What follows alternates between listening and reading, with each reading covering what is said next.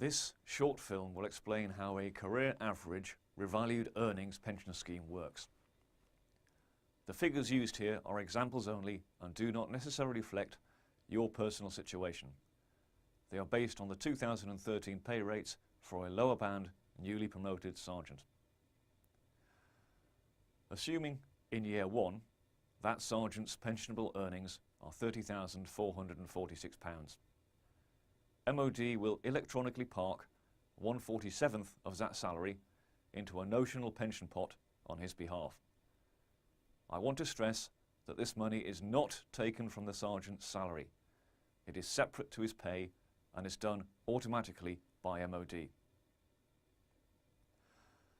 That pension pot of £648 is carried forward into year 2, where it grows slightly to ensure that it keeps track with inflation and maintains its buying power. This growth, known as indexation, will be based on the Office of National Statistics Whole Economy Average Weekly Earnings measure. This is similar to money in your bank account earning interest.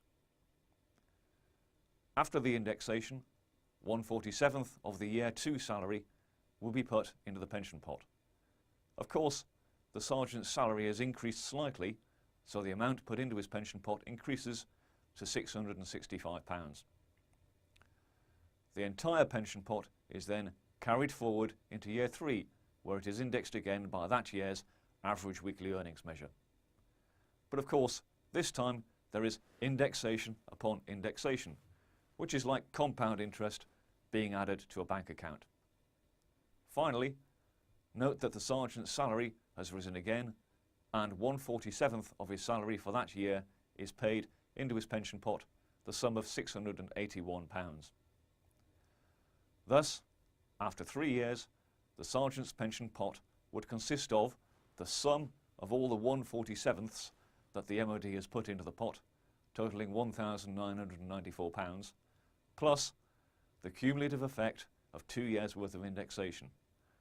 And finally, of course, at the end of year 3, the entire pot is indexed again.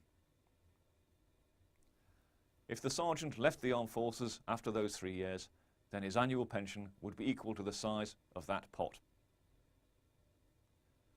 We will now return to the main video.